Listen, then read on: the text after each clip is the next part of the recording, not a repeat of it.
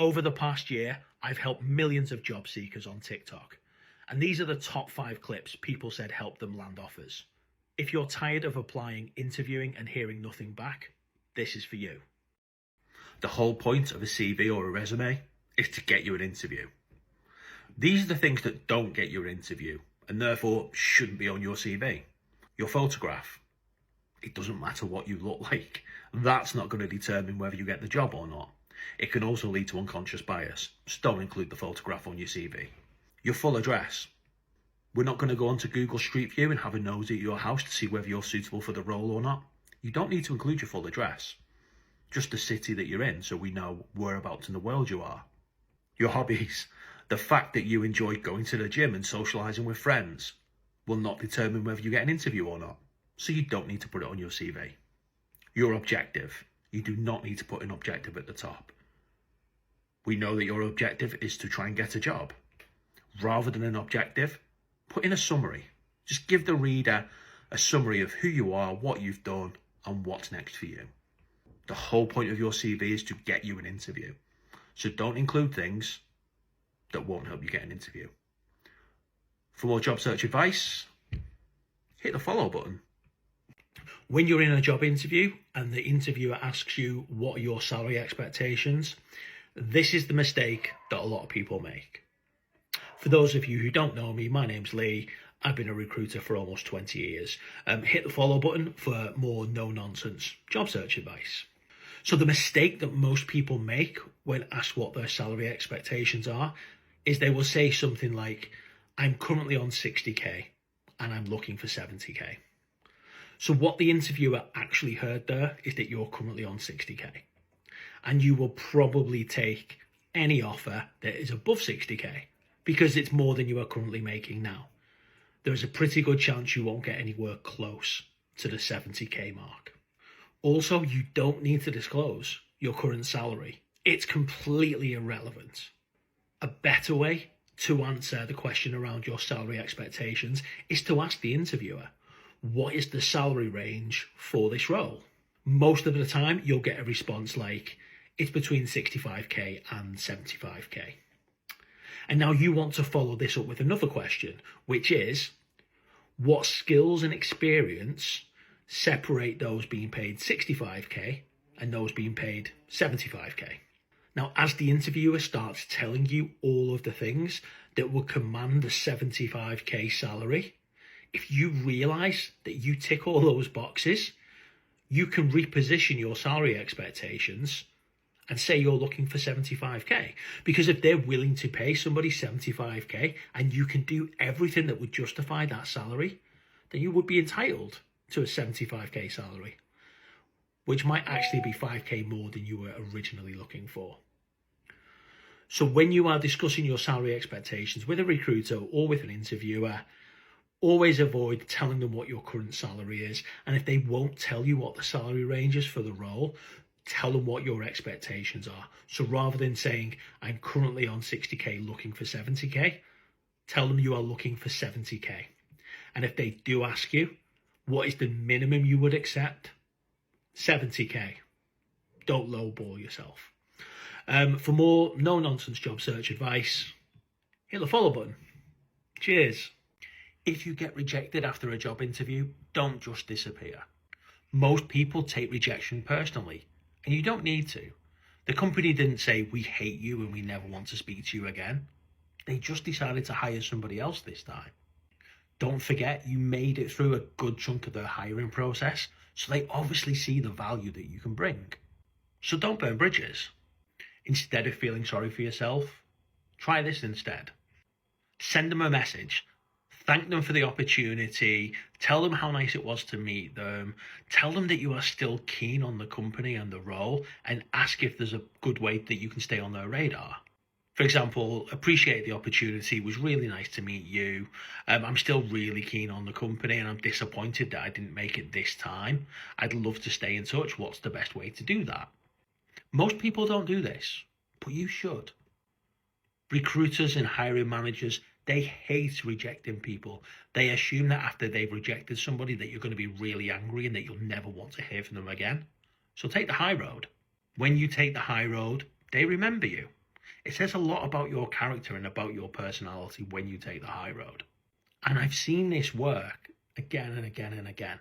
Candidates who do this quite often get a call back and get a job.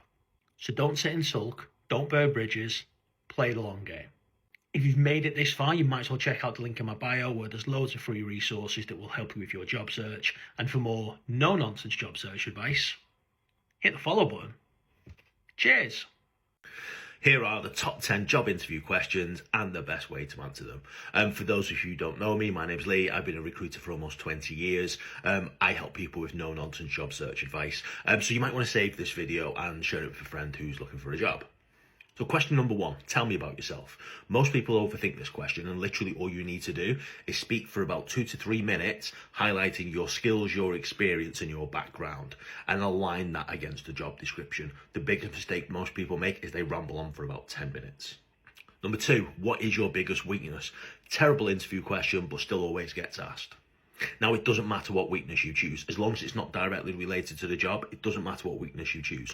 What matters is that 1, you recognise you're not perfect, then you have some weaknesses, and 2, you are doing something about it. So just tell the story. Question number 3, why do you want to work here?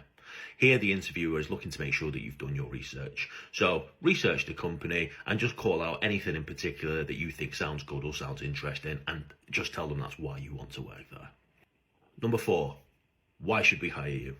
Just talk about your key skills, your experience, and how they align against the requirements of the role. So, for example, you are looking for someone who can do X, Y, and Z. I have done X, Y, and Z, and tell the story. Number 5, how do you perform under pressure? You can't just make sweeping statements like, I thrive under pressure. You need to give an example. So tell a story of a time when you've worked under pressure, what the outcome was, and what you learned. Describe a difficult situation at work and how you handled it. Try and think of an example that's most relevant to the role. So, for example, if you're interviewing for a customer service type role, think of an example when you had a difficult customer, what the situation was, how you dealt with it, and what the outcome was. Question number 7, where do you see yourself in 5 years? This question is pretty much just to gauge your ambition. Don't say something silly like, I want your job, or I want to be a head of department. Make it more about your learning. So, for example, I want to be an expert in this particular field, or I would like to learn more about X, Y, and Z. Make sure it's relevant to the role. Number 8, what are your salary expectations? You do not need to tell them your current salary, so they shouldn't ask. But if they do ask, always respond with, my salary expectations are £50,000 a year. Never tell them your current salary. It's completely irrelevant and they don't need to know. Question number 9, why are you leaving your current job? Never badmouth your current employer. Just talk about your desire to learn, to grow, to try something new, looking for a new challenge, but be specific and make it relevant to the role and the company that you're interviewing with. And number 10, do you have any questions for us? Make sure you have questions. Now, this isn't an opportunity for you to try and impress the interviewer by asking really clever questions. By the time you got to this point in the interview, they've probably already made up their mind.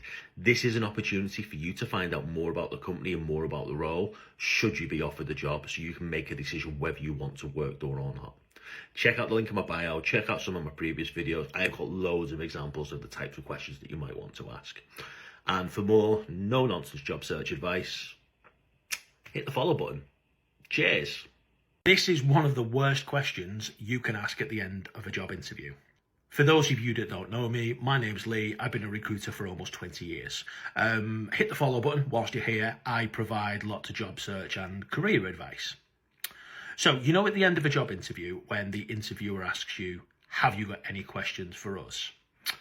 There is one question that if you ask it, will make the interviewer die a little bit inside and want the world to swallow them up.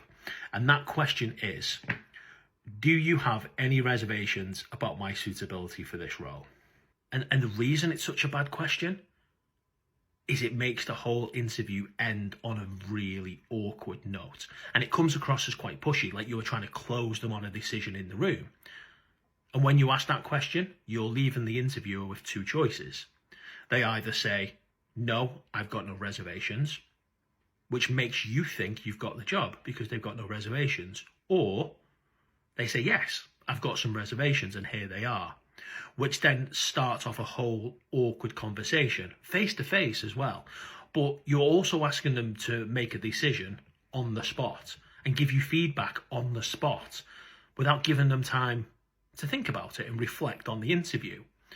And you do just come across as really pushy. And you don't want the last impression of you to be pushy and salesy and like you're trying to close them. So don't ask that question at the end of a job interview. For more job search advice, hit the follow button. Cheers. If that was helpful, drop a comment and let me know what interview advice you need next, and subscribe to this channel.